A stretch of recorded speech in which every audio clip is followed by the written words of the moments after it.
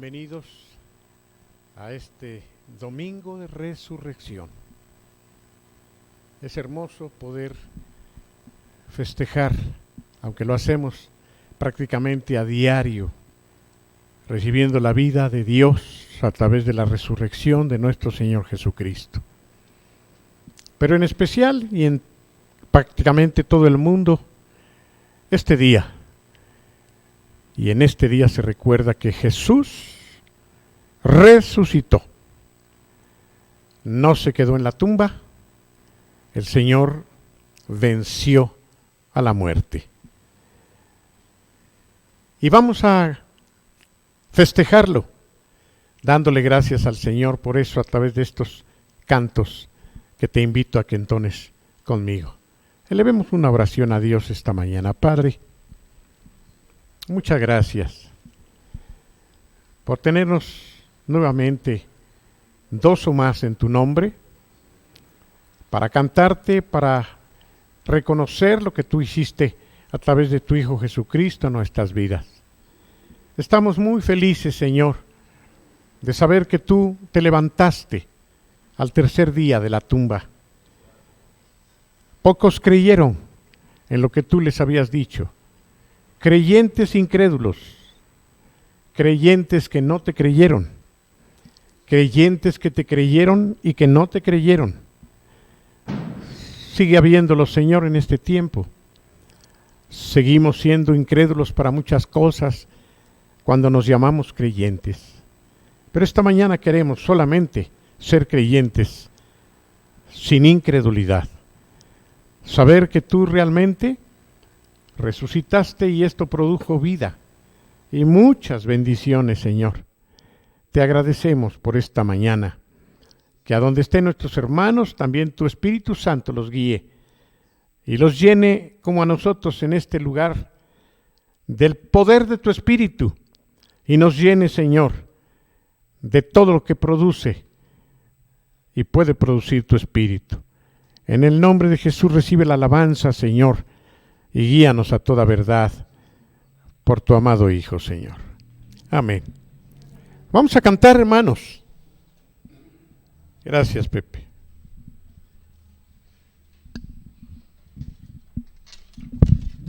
Vamos a darle las gracias al Señor y quiero invitarte, como siempre lo hago, a meditar en lo que estamos entonando a Dios. Que no solamente lo cantemos en nuestra mente, sino que descienda en lo profundo de nuestro corazón lo que estamos diciéndole al Señor. ¿Te parece? Estoy confiando, Señor, en ti. Tú eres fiel, Señor, tan fiel a mí. Nunca me has dejado, aunque débil soy. Estoy confiando,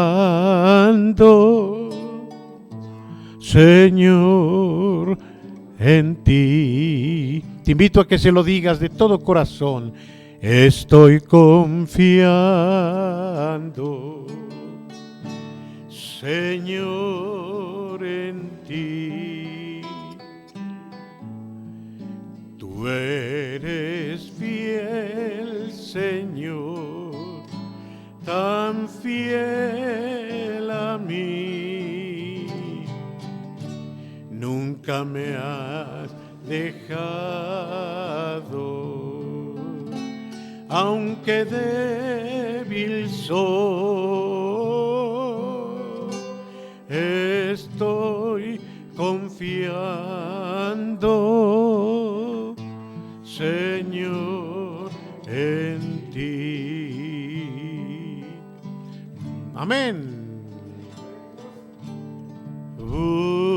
Busca primero el reino de Dios y su justicia.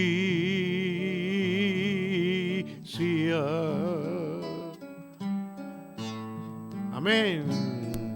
Y todas las cosas se te añadirán. Aleluya, aleluya.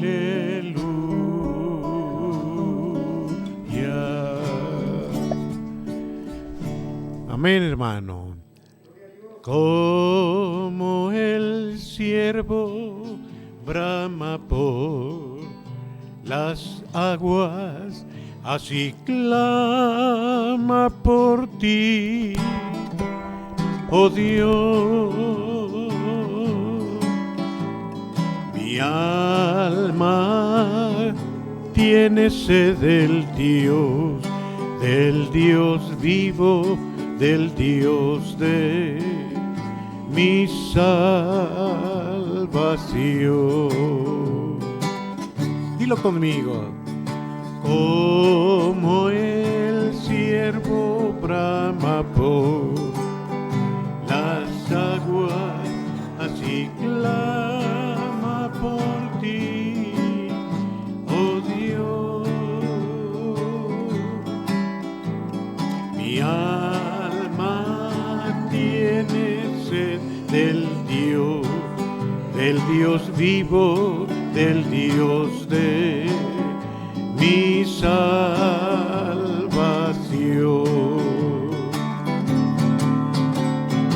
Solo tú eres mi roca, mi escudo y mi galardón.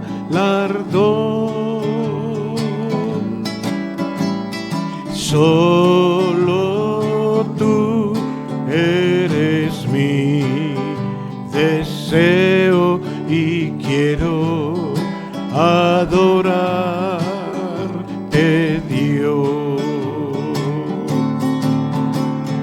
Solo tú eres mi roca, mi escudo y mi galardón.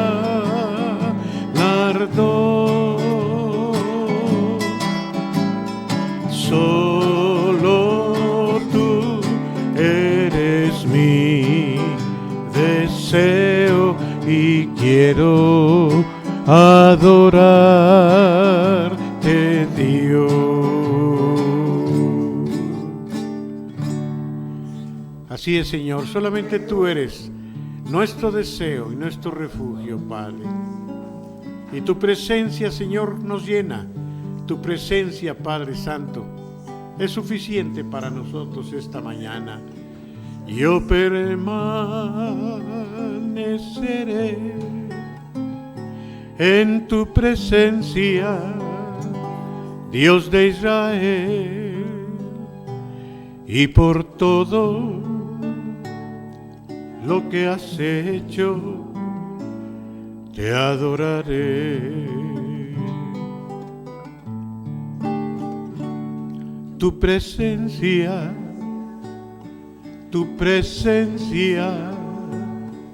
me da paz. Tu presencia me da fe. Yo permaneceré en tu presencia, Dios de Israel, y por todo lo que has hecho, te adoraré. Te adoraré, te adoraré.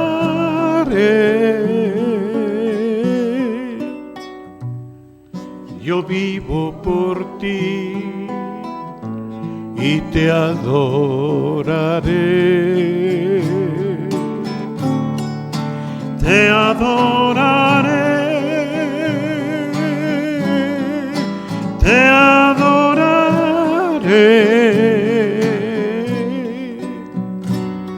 Yo vivo por ti y te adoraré.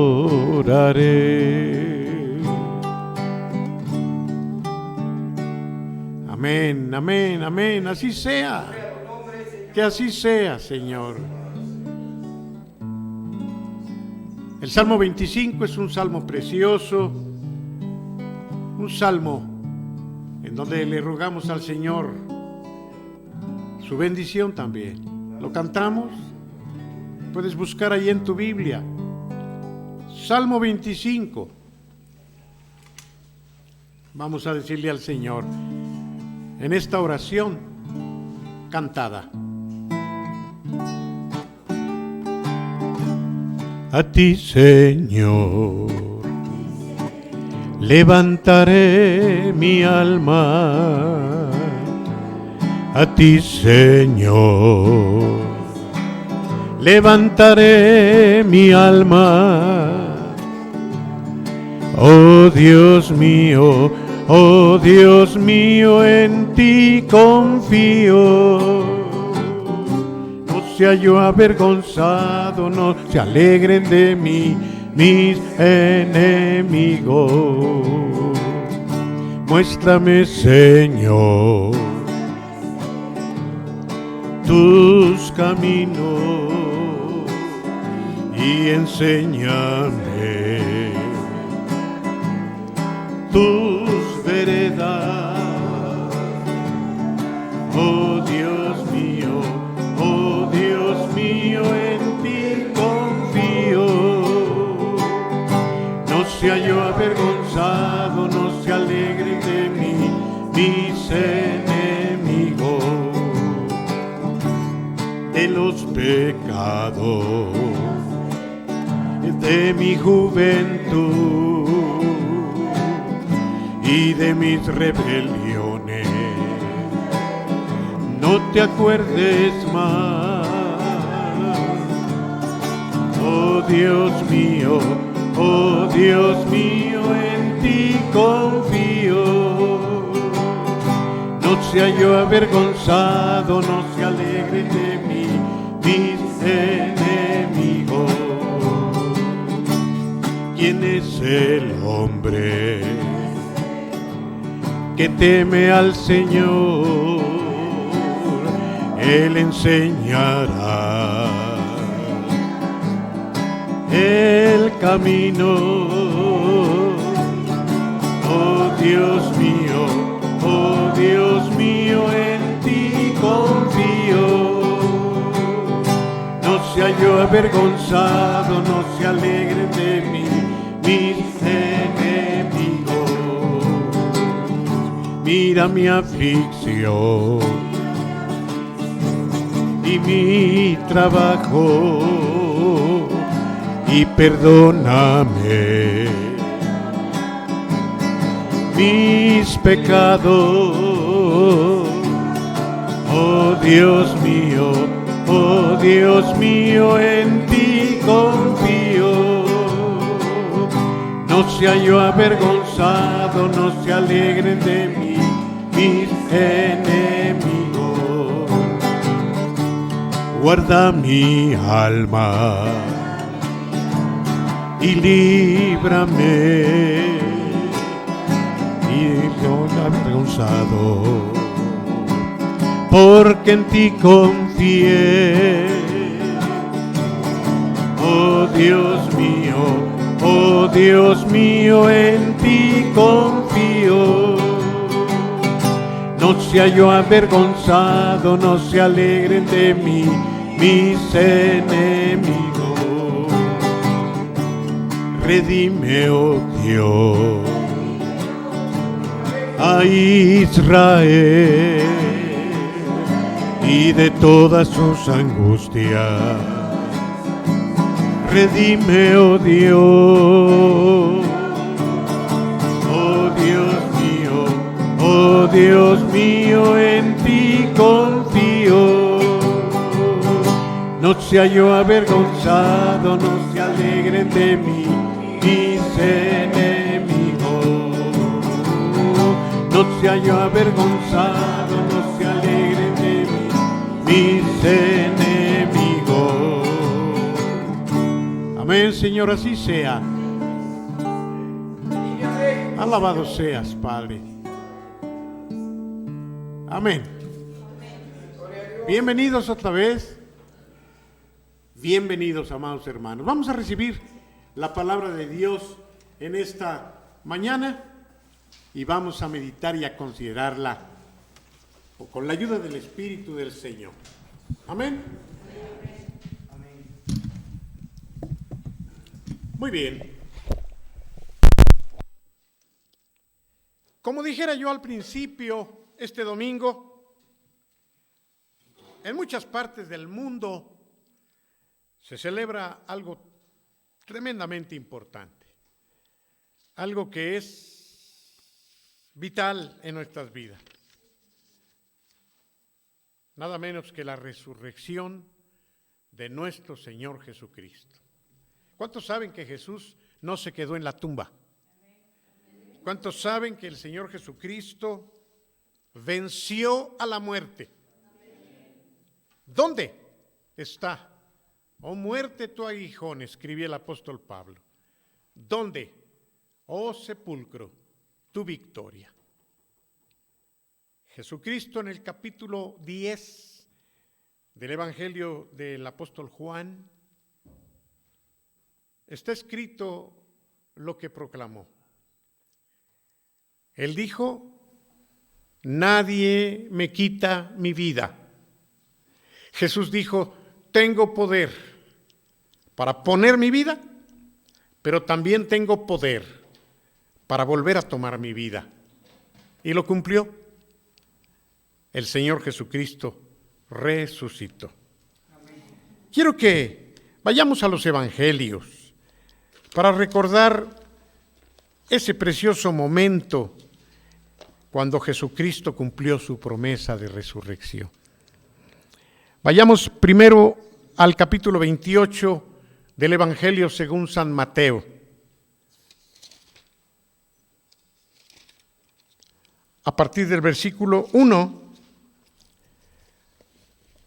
voy a tratar de leerlo rápidamente porque quiero considerar los 4 pasajes paralelos. Pasado el sábado, después del sábado, al amanecer del primer día de la semana, que es domingo, vinieron María la Magdalena y la otra María a ver el sepulcro. Y hubo un gran terremoto. ¿Por qué? Porque un ángel del Señor descendiendo del cielo y llegando, removió la piedra y se sentó sobre la piedra que habían puesto para tapar el sepulcro. Su aspecto era como un relámpago y su vestido blanco como la nieve. Y de puro miedo los guardias temblaron y se quedaron como muertos. Los guardias que estaban resguardando el sepulcro por temor a que se robaran el cuerpo de Jesús. Pero el ángel se dirigió a las mujeres, a las Marías, y les dijo: dejen de tener miedo, porque yo sé que buscan a Jesús. Él ha resucitado. El que estaba crucificado ha resucitado. Él lo dijo. Vengan, vean el lugar donde estaba acostado. Vayan, díganle a los discípulos que Él ha resucitado de los muertos. Él va delante de ustedes a Galilea. Allí le van a ver. Él se los había dicho. Entonces ellas, saliendo a toda prisa del sepulcro, con temor y gran gozo, fueron corriendo a dar las nuevas a los discípulos. Y mientras iban a dar las buenas noticias, el Señor Jesucristo le salió al encuentro. ¿Podemos imaginar eso? Y dice que Jesús les dijo: salve. Ellas, acercándose, le tomaron de los pies y adoraron a Jesús. Entonces Jesús les dijo: ya no tengan miedo. Vayan a mis hermanos, para que vayan a Galilea, y allí me van a ver. Mientras ellas iban, algunos de la guardia fueron a la ciudad a informar a los principales sacerdotes de todas las cosas que habían acontecido. Reunidos todos los ancianos en un consejo, les dieron mucho dinero a los soldados y les dijeron: miren, ustedes van a decir que los discípulos vinieron de noche y se robaron el cuerpo de Jesús mientras ustedes se quedaron dormidos. Si esto lo escucha el gobernador, ustedes no tengan pendiente. Nosotros vamos a convencerle. No se preocupen. Entonces los soldados tomaron el dinero, hicieron como se les había instruido, y este dicho se divulgó extensamente entre todos hasta el día de hoy. Amén. Vamos al evangelio que sigue. Vamos a Marcos capítulo 16, por favor. Pasado el sábado, María Magdalena y María, la madre de Jacobo, y Salomé compraron especias aromáticas para ir a embalsamar el cuerpo de Jesús. Muy de madrugada, el primer día de la semana, llegaron al sepulcro cuando ya había salido el sol, y se decían unas a otras: ¿quién nos va a mover la piedra de la entrada del sepulcro? Pero alzando los ojos, vieron que la piedra ya estaba retirada, y eso que era muy grande. Entrando en el sepulcro, vieron a un joven sentado al lado derecho, vestido con una túnica blanca, y quedaron atónitas de espanto. Pero ese joven les dijo: dejen de asustarse. ¿Están buscando a Jesús Nazareno? El crucificado ha resucitado. No está aquí. Miren el lugar donde lo pusieron. Pero vayan, digan a sus discípulos, díganle a Pedro, que él va delante de ustedes a Galilea. Allí le van a ver, conforme él se los dijo. Ellas salieron y huyeron del sepulcro, pues se había apoderado de ellas un gran temblor y un espanto. Y no dijeron a nadie nada, porque tenían mucho miedo. En la madrugada del primer día de la semana, resucitó y se apareció primero a María Magdalena, de la que él había arrojado 7 demonios. Ella fue a anunciarlo a los que habían estado con él, a los discípulos que estaban en duelo y llorando. Ellos, al escucharla, al oír que ella les dijo que estaba vivo y que lo había visto, no le creyeron. Después de esto fue manifestado delante de ellos de diferentes formas. Vamos al Evangelio de Lucas, por favor. Lucas, vayamos mejor a Juan 20. De una vez hasta Juan capítulo 20. Dice allí que el primer día de la semana, María Magdalena fue de madrugada, siendo aún oscuro. Ella fue al sepulcro y vio quitada la piedra del sepulcro. Entonces corrió y fue a Simón Pedro y al otro discípulo, aquel el que le amaba, y les dijo: se han llevado del sepulcro al Señor y no sabemos dónde le han puesto. Salieron pues Pedro y el otro discípulo y fueron al sepulcro. Los dos iban corriendo, juntos, pero el más joven corrió más rápido que Pedro y entró primero al sepulcro. Bajando a mirar, vio los lienzos colocados en el suelo, pero no se atrevió a entrar. Luego llegó Simón Pedro tras él, y Pedro sí entró al sepulcro y vio los lienzos colocados en el suelo, el sudario que estaba sobre la cabeza de Jesús, que estaba puesto, enrollado aparte de los lienzos. Entonces entró también el otro discípulo atrás de Pedro, el que había venido primero al sepulcro, y viendo creyeron, porque aún no había entendido la palabra, que era necesario que él resucitase de los muertos.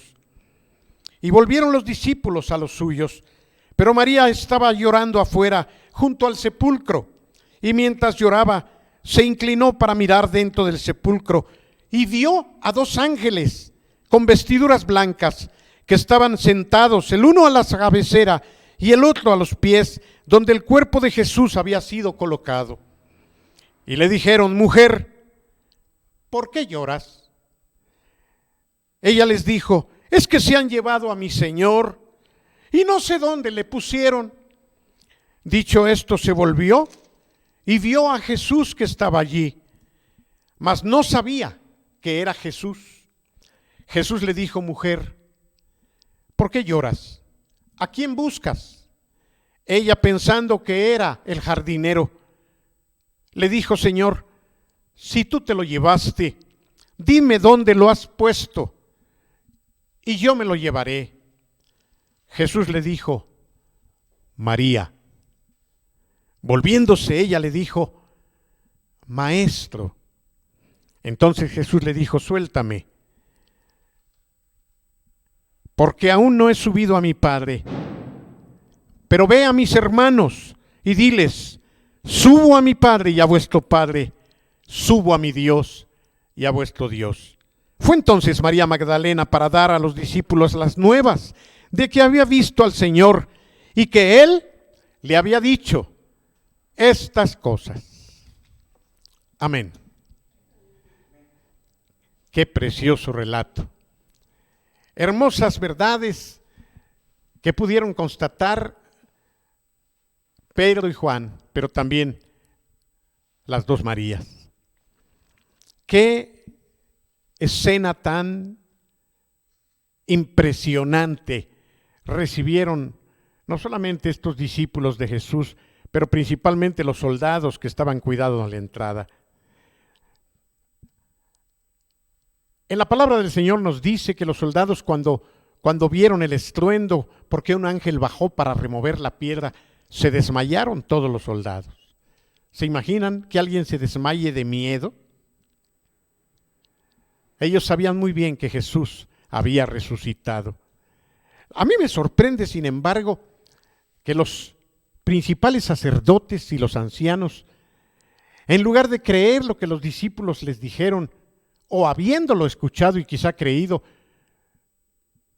prefirieron inventar una historia, porque se negaban a aceptar lo que Jesús había anticipado, que Él iba a resucitar al tercer día.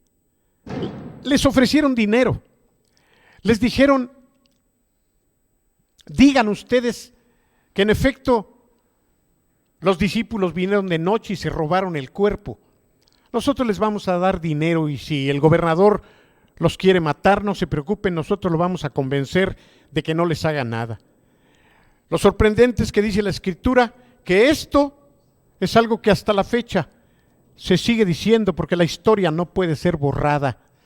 Prefieren decir, como algunos en este tiempo, que el cuerpo de Jesús fue robado y negar que fue levantado de la tumba.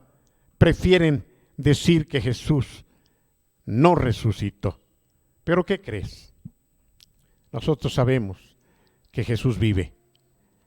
Nosotros sabemos que Jesús venció a la muerte. Nosotros sabemos muy bien que Jesús resucitó. ¿Lo puedes decir conmigo allí donde estás? Jesús resucitó. Esto es lo más importante. Hermanos, déjame decirte que este hecho precioso, es el fundamento de nuestra fe. El apóstol Pablo, cuando escribió a los hermanos que se encontraban en Corinto, vayamos al capítulo 15, cuando el apóstol Pablo les escribió, puso un énfasis muy especial en el sentido de afirmar que Jesucristo no se había quedado en la tumba.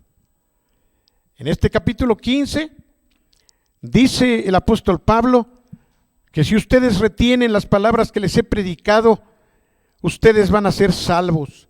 Si no retienen las palabras que les he predicado, la fe de ustedes es vana, no va a servir de nada. Y entonces sigue diciendo el apóstol Pablo, porque en primer lugar yo ya les transmití lo que asimismo recibí, dice Pablo, que el Señor Jesús murió por nuestros pecados, conforme a lo que estaba escrito de él, que fue sepultado y que resucitó al tercer día, también conforme está escrito. Y después de que él resucitó, se apareció a Pedro y después se apareció a los 12. Se apareció después a más de 500 hermanos a la vez, de los cuales la mayoría viven aún, pero algunos ya murieron. Y después apareció a Jacobo y al final a todos los apóstoles. Al último de todos se me apareció a mí, dice el apóstol Pablo. Y se refería obviamente al momento cuando él estaba yendo a aquella ciudad de Damasco, en donde el Señor Jesucristo se le aparece en el camino y lo enfrenta. ¿Lo recuerdan? Cuando le dice: Pablo, Saulo, Saulo, ¿por qué me persigues? Dura cosa te es dar patadas contra el aguijón. ¿Quién eres, Señor?, le dijo el apóstol Pablo sin poderlo ver porque había quedado ciego. Yo soy Jesús a quien tú persigues. Jesús mismo se le apareció a Pablo, él lo está relatando aquí. Y dice: pero por la gracia de Dios soy lo que soy a pesar de haber perseguido a la iglesia. Su gracia para conmigo no fue estéril, sino que he trabajado más que todos ellos, pero no yo, sino la gracia de Dios conmigo. Porque si se predica de Cristo que resucitó de los muertos, si esto es verdad, entonces ¿cómo dicen algunos entre ustedes que no hay resurrección de muertos? ¿Cómo es posible que haya algunos en este tiempo todavía que, diciéndose cristianos, duden de que Jesús resucitó?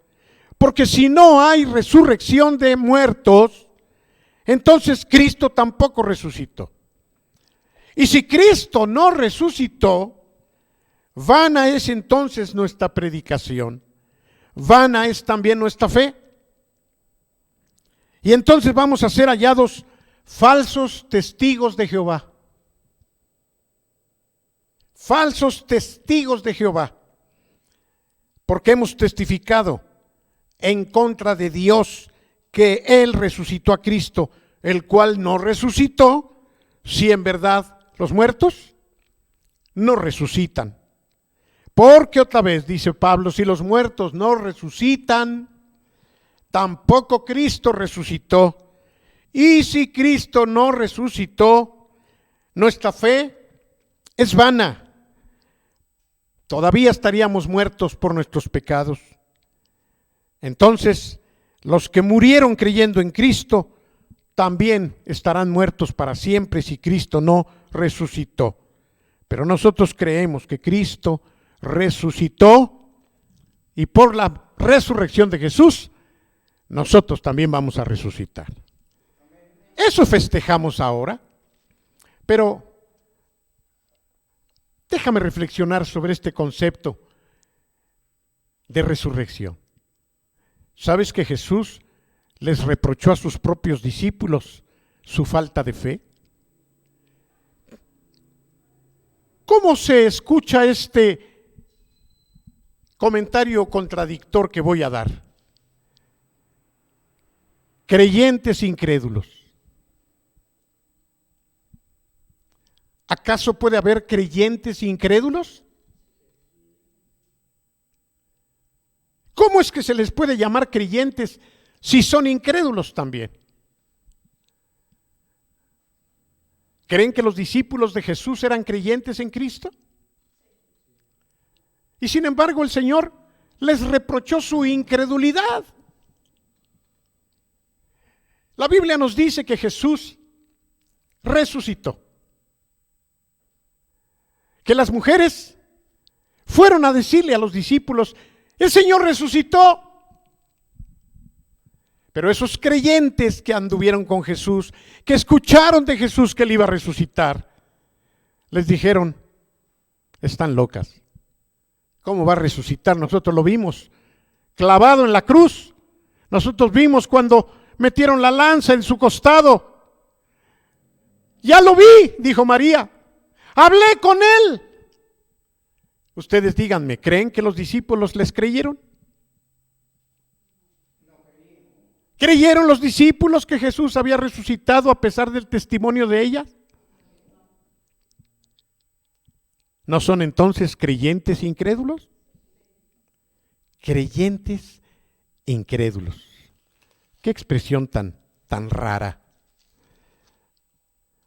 Vayamos por favor al capítulo 3 de la carta que escribiera también el apóstol Pedro a los Efesios, por favor. Efesios capítulo 3.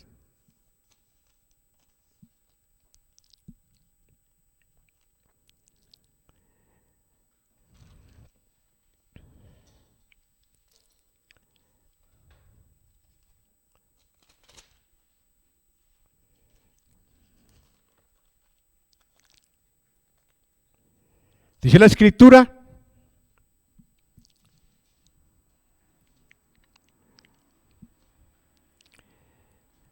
por esta causa doblo mis rodillas ante el Padre de nuestro Señor Jesucristo. Pablo, orando de rodillas por los efesios. ¿Por qué causa? Para que el Señor les dé, conforme a las riquezas de su gloria, el ser vigorizados conforme el poder interior, para que habite Cristo por medio de la fe en sus corazones, a fin de que arraigados y cimentados en amor, sean ustedes plenamente capaces de comprender con todos los santos cuál sea la anchura, la longitud, la profundidad y la altura, y de conocer el amor de Dios que sobrepasa a todo entendimiento.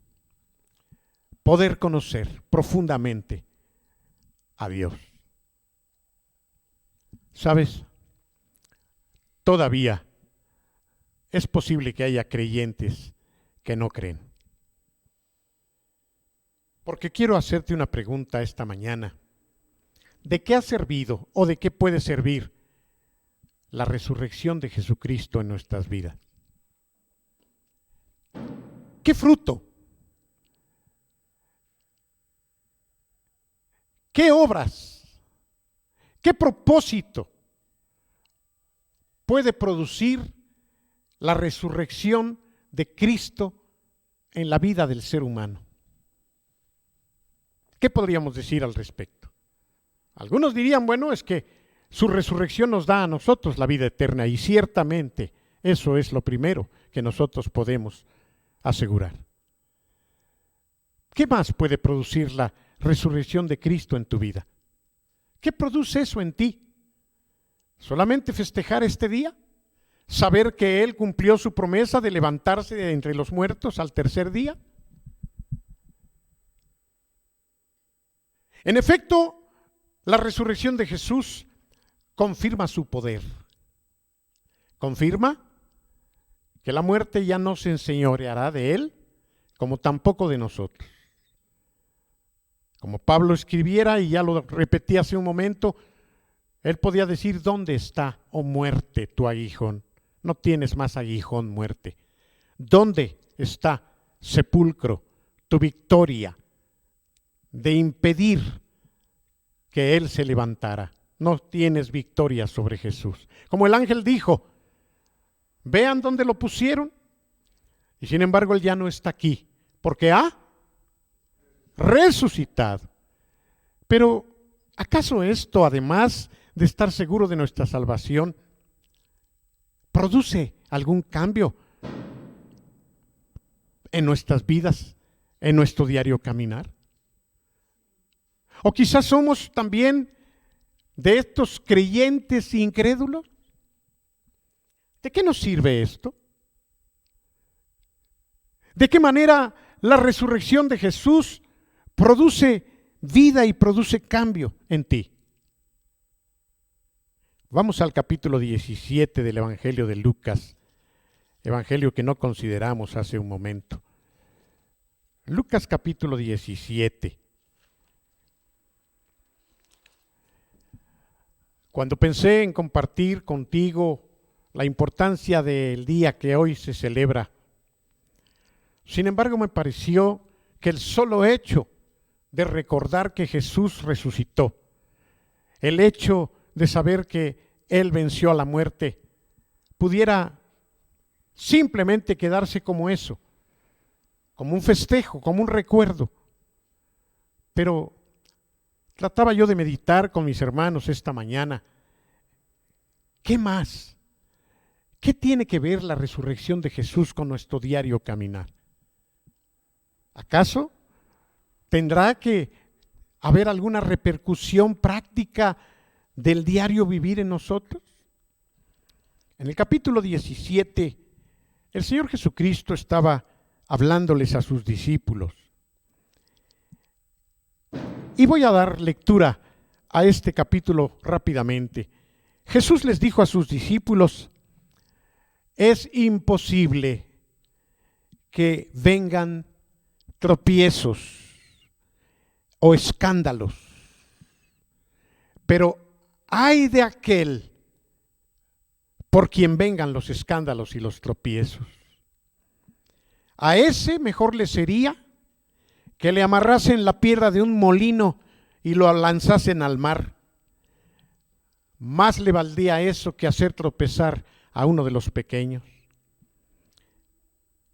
Más adelante, cuando el Señor les estaba hablando de esto, ellos de inmediato se sintieron aludidos. De alguna manera estaban viendo que la situación que ellos vivían era peligrosa, porque el Señor les está diciendo: si tu hermano peca, habla con él. Si tu hermano se arrepiente, perdónale. Si peca contra ti, 7 veces peca contra ti, 7 veces vuelve a ti, te pide perdón, perdónale 7 veces. Para ellos esta situación era más allá de lo que podían soportar. Si peca contra mí una vez, pues no es tan difícil poderlo perdonar. 2 veces todavía. Pero si peca contra mí 7 veces en un día, de la misma manera, ¿cómo nos pide el Señor que lo perdonemos? ¿Acaso tú lo has hecho? A veces ni siquiera nos han hecho nada y ya tenemos rencor contra alguien. Imagínate que 7 veces en un día una persona te lastime. El Señor nos dice, o les decía a sus discípulos: has de perdonarle 7 veces si 7 veces te pide perdón. Ellos obviamente entendieron que para esto necesitaban mucha fe. Por eso lo que le dicen al Señor enseguida: Señor, le dijeron sus apóstoles, aumentanos la fe. Entendemos que para poder perdonar a una persona tantas veces de lo mismo, necesitamos mucha fe. Y en efecto, tiene que ser por fe que tú perdones. Si ustedes tuvieran, les dijo, un poquito de fe, como una semillita pequeña, como la semilla de mostaza. Una hermana en una ocasión me regaló un llavero con 3 granitos, con 3 semillitas de mostaza. Yo no sabía cómo eran. Cuando me lo dio me dijo: estas son semillas de mostaza. Estaban encapsuladas. me sorprendió. ¿Saben de qué tamaño son las semillas de mostaza? Del tamaño de un grano de azúcar. Me quedé sorprendido. Pero dice la Biblia que esas semillitas cuando crecen, llegan a crecer hasta convertirse en árboles. Y dice la Escritura que aún los pájaros hacen nido en esos árboles de mostaza. ¿Cómo es que una pequeñísima semilla de mostaza puede crecer hasta convertirse en un árbol? Por eso Jesús dijo, si ustedes tuvieran tan solo fe del tamaño de la semilla de mostaza, y entonces dice, ustedes podrían hacer muchas cosas. Me piden que les aumente la fe cuando ni siquiera tienen la fe del tamaño de una mostaza. A ustedes lo que les toca hacer es cumplir con lo que tienen que cumplir, les dijo Jesús en el siguiente párrafo, cuando hablaba de aquel esclavo que primero tiene que cumplir con su responsabilidad para después pensar en poder sentarse a comer. Porque el amo de ese esclavo no le dice cuando viene del trabajo, siéntate, vamos a comer, no. El amo espera que el esclavo termine toda su labor para después poder comer. De la misma manera, para hacer diferencia entre los que creen y los que no creen, entre los creyentes que son incrédulos a la vez, el Señor Jesús habló de aquellos 10 leprosos. ¿Lo recuerdan? Ahí está en el mismo capítulo 17. Dice el Señor que había una vez 10 leprosos. ¿Qué hicieron estos leprosos? Sabían de la fama de Jesús. Vieron que Jesús se aproximaba. Los leprosos no podían acercarse a la gente. Eran señalados. No podían arriesgar a que otros pudieran ser contaminados, como algo que está ocurriendo ahora. Me sorprende que ahora algunas patrullas con sus altavoces están invitando a la gente, quédense en casa, solo que antes era motivo de muerte. Espero que ahora no sea así. Pero antes, si un leproso era visto cerca de la gente, lo mataban a pedradas. Estos se arriesgaron. Se acercaron hasta donde estaba Jesús y entonces a distancia le gritaron y le dijeron, Maestro, ten compasión de nosotros. Jesucristo los vio.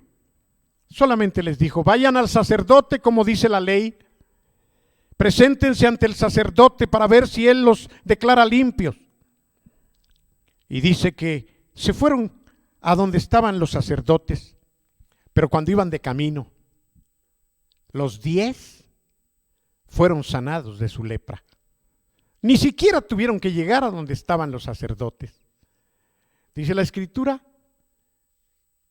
que solo uno regresó para darle las gracias a Jesús. Ese uno, el 10%. ¿Por qué regresó? Confió en el Señor. Reconoció de dónde había venido su salvación. Jesús se sorprendió, le dijo, oye, ¿qué no fueron 10 los que yo sané? ¿Dónde están los otros 9? ¿Por qué vienes tú solo a agradecerme? ¿Por qué? ¿Por qué la diferencia? ¿Por qué solo uno regresó? ¿Sabes? La Biblia nos da infinidad de ejemplos y de contrastes entre los poquitos que creen y los muchos que a pesar de todo dejan de creer y pierden su fe. Jesús estaba tomando este pasaje, esta parábola, para que los discípulos pudieran reflexionar como yo espero que tú reflexiones hoy. Tú tendrías la suficiente fe para estar agradecido a Dios. Tú estarías viviendo por lo que el Señor hizo en tu vida, agradecido por lo que Él te dio. Dice que aquel leproso se postró en tierra, se postró a sus pies, dándole gracias. Por cierto que ni siquiera era judío. Este era un despreciable samaritano. Quizá los otros 9 sí lo eran, judíos, pero que no estuvieron dispuestos a agradecerle al Señor. ¿De qué manera la resurrección de Cristo te ha afectado en tu diario caminar? ¿De qué forma? Vamos a seguir en este capítulo 17. Jesús sigue hablando de la fe, pero ahora en relación a la venida del reino.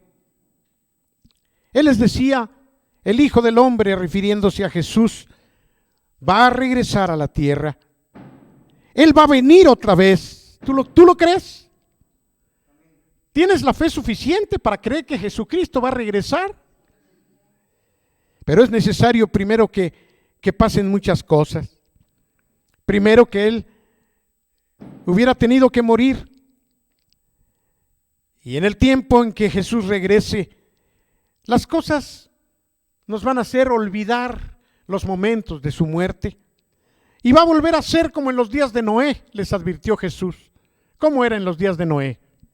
Bueno, se casaban, iban, venían, hasta que Noé se metió en el arca y todos perecieron ahogados. Compraban, plantaban, construían. Igual pasó con Sodoma y Gomorra.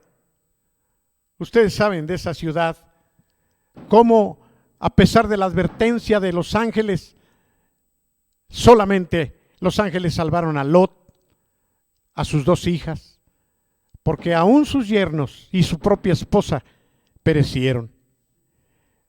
Jesús les dice y les advierte, lo mismo será el día que el Hijo del Hombre regrese. En aquel día, el Señor Jesucristo regresará. Cuando Él venga, todo el que procure salvar su vida, la va a perder.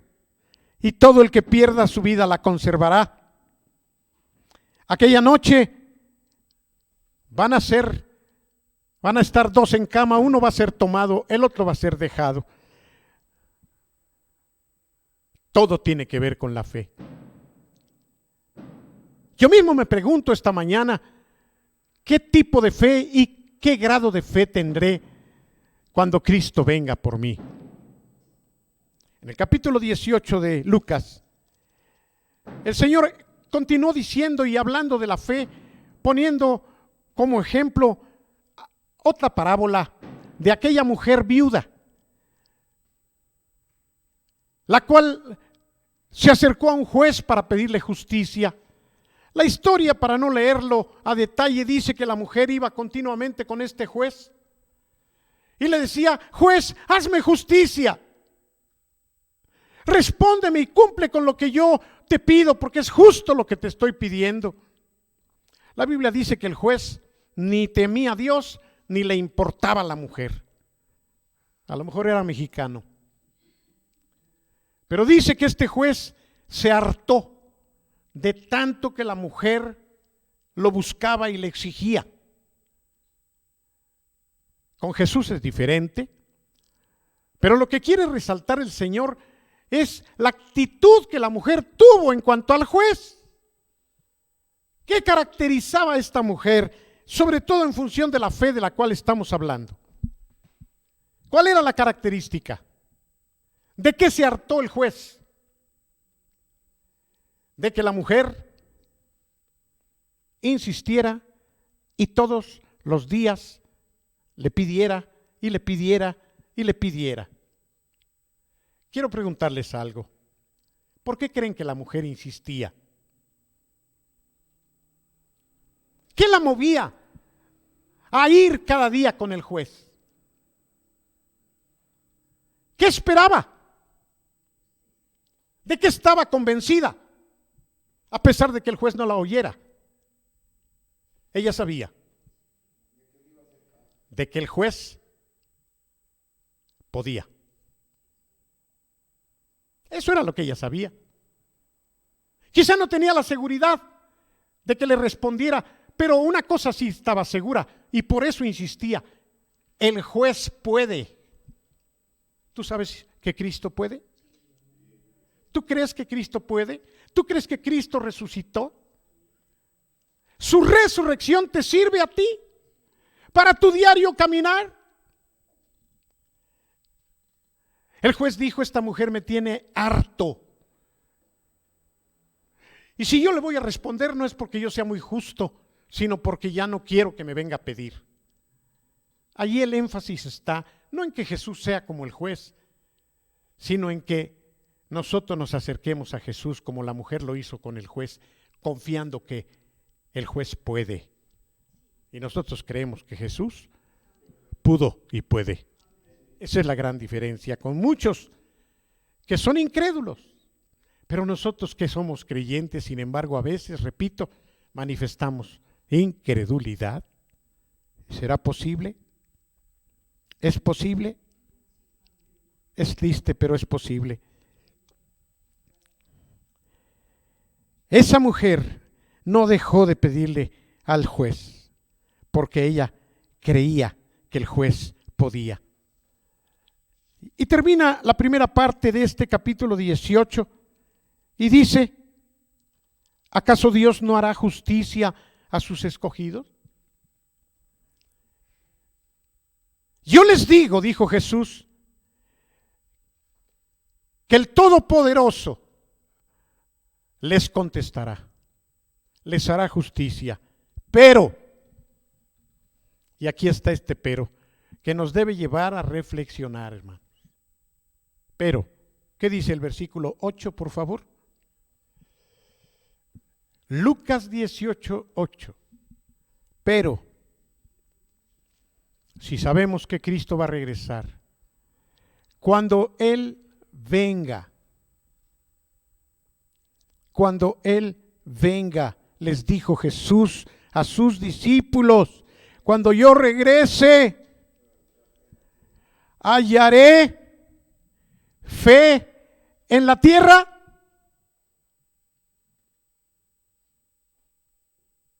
Y lo haríamos más personal. Cristo viene, pero Él ahora te pregunta.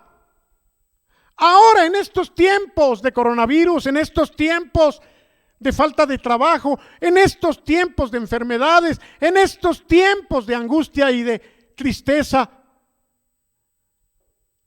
tú podrías decir: Señor, yo tengo fe suficiente. No estoy queriendo que te enojes. No estoy presentándome tampoco como el muy creyente. Estoy hablándome a mí mismo. Si Cristo viniera hoy, ¿hallará fe en la tierra? ¿Él hallará fe en la tierra?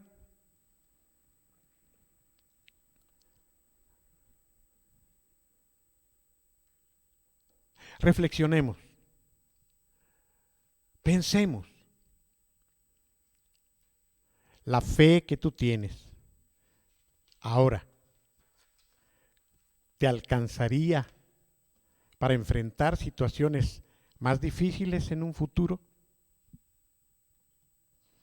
La fe que ahora tenemos como creyentes será suficiente para mantenernos de pie en cosas mayores. En esta semana llegó a mi celular un artículo que me conmovió y que quiero leerte, porque quiero que reflexionemos juntos. Acuérdate de la expresión contradictoria: creyentes incrédulos. Se trata de la historia de Helen Rosberg. Helen Rosberg fue durante muchos años misionera, una médico inglesa. Ella estaba sirviendo en un campo cuando se encontró atrapada en medio de la revolución congolesa.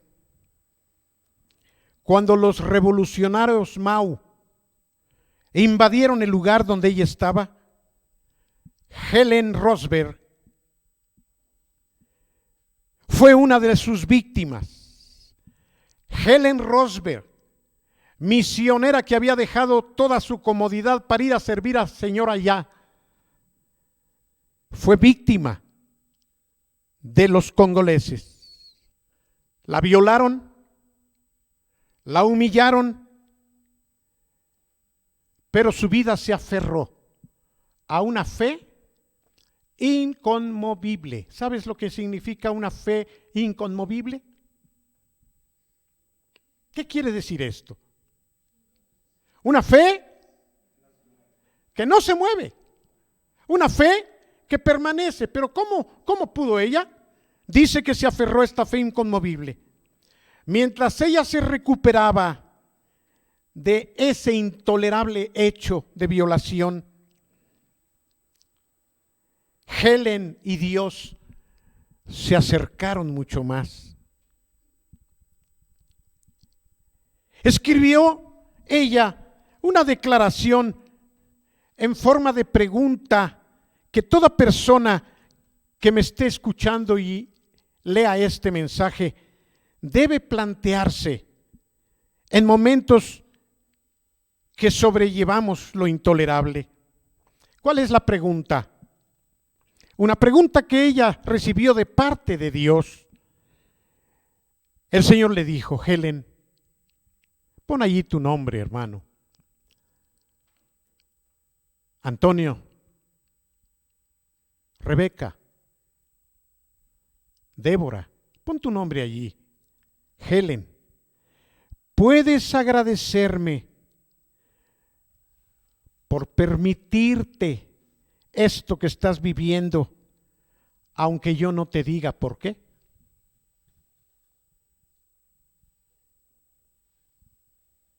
¿Tú podrías darme gracias, Helen, aunque yo no te diga por qué permití eso en tu vida? Cuando yo leí esto, hermanos, yo quedé impactado. Que nuestro omnisciente Dios nos pueda dar el coraje de también plantearnos esta pregunta. Yo estoy convencido que si algo nos puede ayudar en la vida es tener respuestas a los porqués, ¿no es cierto? Cuando menos ya sé por qué. Esto debe traer y trae de hecho a todos los que enfrentamos situaciones difíciles algún respiro, alguna conformidad. Porque es verdad que lo que más nos puede molestar, que lo que más nos puede mover el piso, que lo que más nos puede doler es no saber por qué. Revisa tu vida y verás que las cosas que te han pasado en la vida, si tuvieran una respuesta de parte de Dios y te explicara lo que estás viviendo, eso traería ya para muchos el consuelo, la abnegación y la disposición a decir: está bien, Señor. Pero lo que más puede desequilibrar nuestra estabilidad emocional y espiritual es no saber por qué nos pasan las cosas que nos pasan, hermano. Si tú haces memoria con el pasado, quizá tú digas: es verdad. Lo que más te movió, lo que más te estrujó, lo que más te desanimó, lo que más te irritó es no darte cuenta del objetivo, de los porqués alrededor de eso que estabas viviendo. Por eso la pregunta de Dios para Helen: ¿podrás darme gracias en medio de tu situación tan difícil, a pesar de que yo no te diga por qué lo permití? ¿Por qué perdiste tu trabajo? ¿Por qué ahora no tienes para comer? ¿Por qué tu hijo se está enfermando? ¿Por qué pasan esto y lo otro? ¿Por qué si soy cristiano? ¿Por qué si Dios dice? ¿Por qué? ¿Por qué? ¿Por qué no veo claro? Dime una cosa, ¿no es verdad que somos creyentes incrédulos en muchas cosas? ¿No es verdad que nosotros pareciera que bajamos a Dios de su gloria y lo sentamos en una silla de los acusados y le decimos, ¿por qué? Porque eso es de hecho lo que hacemos cuando nos rebelamos contra Dios, cuando le exigimos que nos responda. Estamos poniendo a Dios en una silla y nosotros nos convertimos en los jueces y le exigimos y le decimos, dime, respóndeme Dios, ¿por qué esto y por qué lo otro? ¿Te imaginas a Dios sentado ahí contigo, señalándolo y preguntándole y exigiéndole que te responda? ¿Tiene Él la obligación? ¿Tienes tú el derecho? Tú puedes decirle a Dios por qué. Si la resurrección de nuestro Señor no es suficiente para que tú le agradezcas a pesar de que no tengas respuesta a tus porqués, entonces la resurrección de Jesús no ha servido para mucho en tu vida.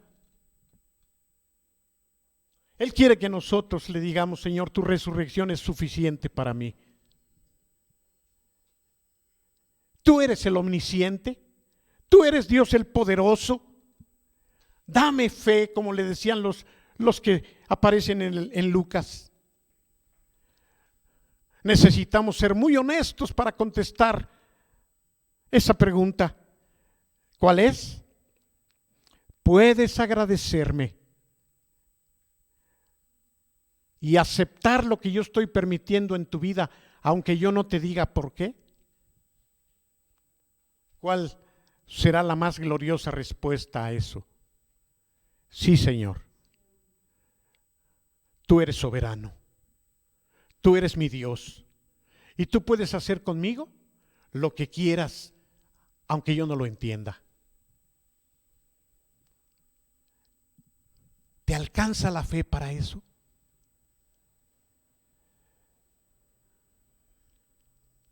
¿Tienes la fe suficiente para poder estar firme como lo estuvo Job? ¿Sabes que Satanás va a venir a golpearte a ti y a mí en lo que más duele? Sus hijos, todos fueron muertos. La mayoría tenemos hijos. Y la mayoría diríamos, ¿por qué? Y si Dios nos dijera, ¿puedes agradecerme que tus hijos se murieron aunque yo no te diga por qué? El hombre más rico de entonces, toda su riqueza le fue quitada. ¿Recuerdas lo que Job dijo? Jamás él le dijo por qué. Él le dijo, Señor, y no fue a Dios, fue a su esposa, porque cuando menos tenía a su viejita, que lo amaba, que lo comprendía, que lo ayudaba, que lo acompañaba. ¿Así era? Lo único que le podía quedar, y los que somos esposos entendemos un poco lo que eso podría significar, ella vino con reproche y le dijo, y todavía tú alabas a Dios. Más bien maldice a Dios y muérete, Job. La respuesta de Job será para nosotros también, que creemos en el poder de la resurrección de Jesús. Como suelen hablar todas las mujeres tontas, así has hablado tú, que solamente el bien recibiremos de Dios y el mal no. Mira, mujer, le dijo Job, Jehová dio, Jehová quitó. De todas maneras, sea Jehová bendito. ¿Podríamos decir eso? La fe en la resurrección de Jesús nos alcanzaría para eso. Lo digo con miedo yo. Cuando venga el Hijo del Hombre, otra vez de vuelta aquí a la tierra, ¿hallará fe en la tierra? ¿Hallará fe en tu corazón? No te enojes conmigo, pero tú que estás allí encerrado con 8 tapabocas, ¿me dejas ver de alguna manera si te va a alcanzar cuando vengan situaciones más difíciles. No te enojes. No me estoy poniendo de ejemplo. Yo también fallo en muchas cosas, pero en esto tenemos que reflexionar también. Ya lo dije y lo he dicho y lo repito ahora. Casi la mayoría de los creyentes que conozco, lamentablemente muchas ovejas mías, están hablando más del coronavirus, están hablando mal de lo que se hace o se deja de hacer, están hablando más como el mundo quiere que hable. Poco hablan de Dios, poco hablan de la Biblia, poco hablan de confiar en Él, poco hablan más de obedecer a las autoridades, hablan más de ser prudentes, hablan más de quedarse en casa. Creyentes, incrédulos quizá. Yo no estoy diciendo que todos los que están en casa son incrédulos, pero todos los que están en casa son creyentes. ¿Alcanzará la fe que tú tienes ahora para lo que puede venir más adelante? Quiero cerrar considerando lo que el Señor Jesucristo quiere dejar en nuestros corazones esta tarde ya. Necesitamos buscar dentro de nuestro corazón sobre qué cimientos estamos parados. Poder ser, desde luego, primeramente como pastores. Y a ti te digo, pastor, que me puedas estar oyendo. Nosotros estamos para, como Jesús, infundir fe en el corazón de nuestras ovejas.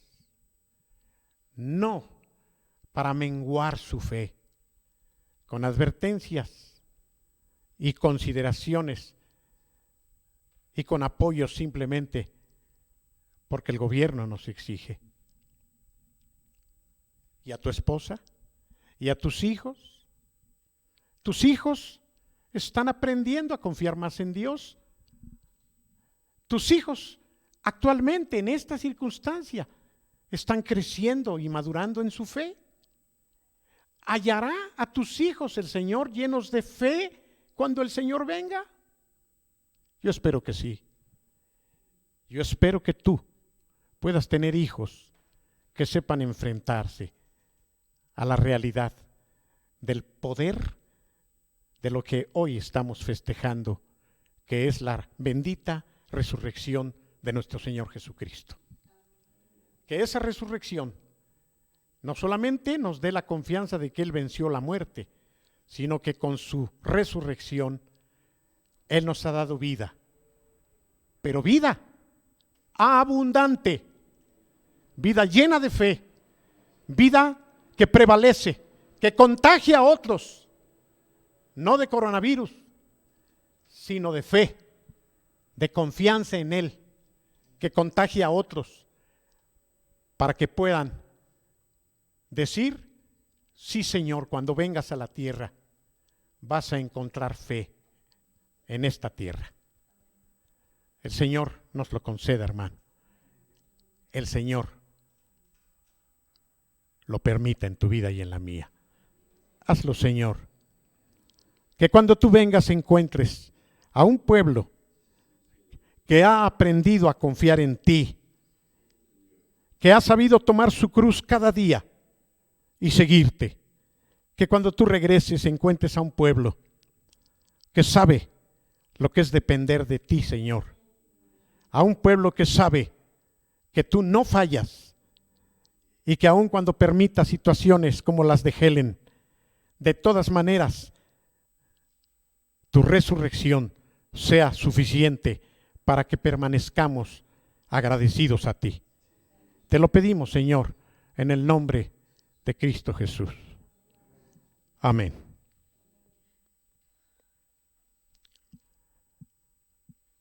El Señor te guarde. Vamos a participar, especialmente el día de hoy, en lo que llamamos Cena del Señor, en la comunión. ¿Cómo no lo vamos a hacer hoy? Y quiero que con todos ustedes que están a distancia en el mismo momento lo podamos hacer. Acérquense a las charolas. Vamos a repartir los elementos de la cena del Señor. ¿Cómo no vamos a recordar que Jesús voluntariamente entregó su vida para volverla a tomar al resucitar al tercer día? Reciban las copas. Reciba cada uno de ustedes el pedazo de pan o tortilla como se acostumbraba entonces en la época de Jesús. Toma un pedazo de esa misma porción, repártelo con tus hermanos. No tomes tu propia porción, sino recuerda que este es el partimiento del pan entre los hermanos. Comparte el pan para que con esto tú puedas decirle a tu hermano: yo formo parte del mismo cuerpo de Jesucristo. Al partir el pan con tu hermano, lo estás reconociendo como parte de ti mismo. El Señor Jesucristo dijo, ¿lo recuerdas? La noche que fue entregado, un poquito antes, al tomar el pan, se los dio a sus discípulos. Él les dijo: coman, tomen de este pan todos. Esto es mi cuerpo, que por ustedes va a ser partido. Y dice la Escritura que después de haber cenado, tomó la copa, una sola copa, y la dio a sus discípulos y les dijo: tomen todos de ella. Esta es la copa de un nuevo pacto que yo hago con ustedes. Es un nuevo testamento que yo estoy formando, del cual ustedes van a ser herederos. Todas las veces que ustedes coman este pan y beban de este vino, ustedes van a estar recordando y anunciando que yo me morí por ustedes. Hagan esto en memoria mía, dijo Jesús. Y hoy, que recordamos su resurrección, queremos también recordar que voluntariamente dejó que lo mataran para que tú y yo no nos muramos. Hoy recordamos que Jesús venció a la muerte y también entregó su cuerpo antes para que tú y yo no tengamos que ser condenados. Le damos gracias a Dios por este momento, hermanos. Vamos a esperar.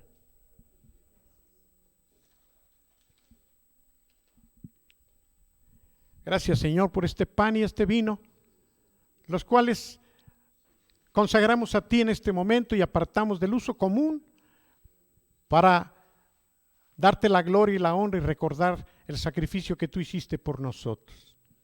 Señor, que con todos mis hermanos en donde estén, nosotros podamos decirte: gracias, Señor, gracias por tu muerte y gracias por la resurrección que pudiste cumplir, para que nosotros también podamos resucitar cuando tú vengas por nosotros. Participemos, hermanos, del pan y el vino.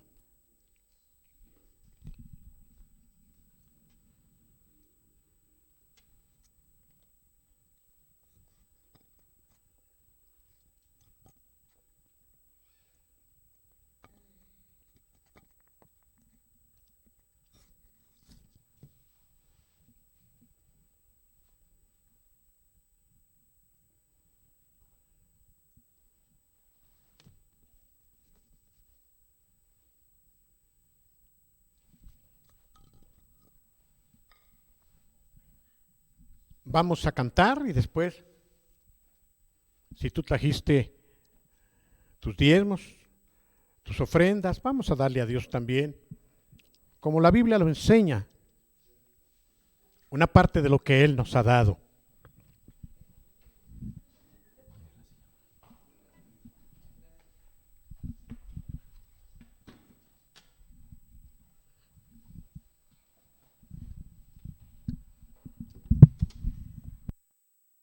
Gracias, Padre.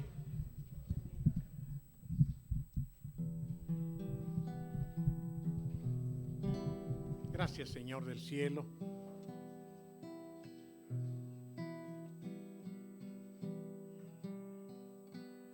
Te bendecimos, Padre,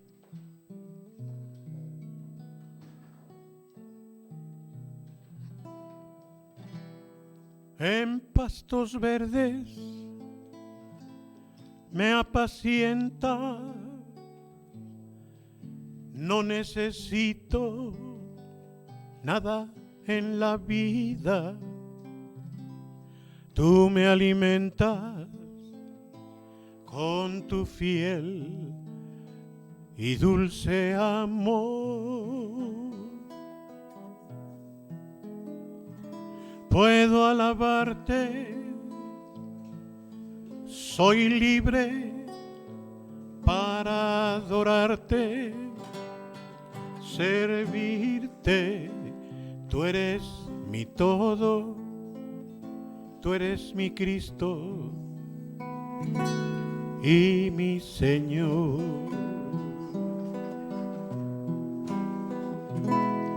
En pastos verdes me cuidas y con tu vara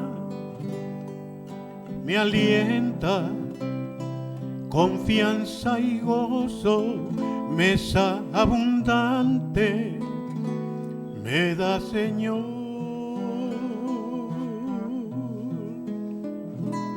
Tú me has salvado, te exalto eternamente, te canto, bendito sea, mi alma te alaba, Señor Jesús. En pastos verdes me apacientas, no necesito nada en la vida. Tú me alimentas con tu fiel y dulce amor. Puedo alabarte, soy libre para adorarte, servirte. Tú eres mi todo, tú eres mi Cristo y mi Señor.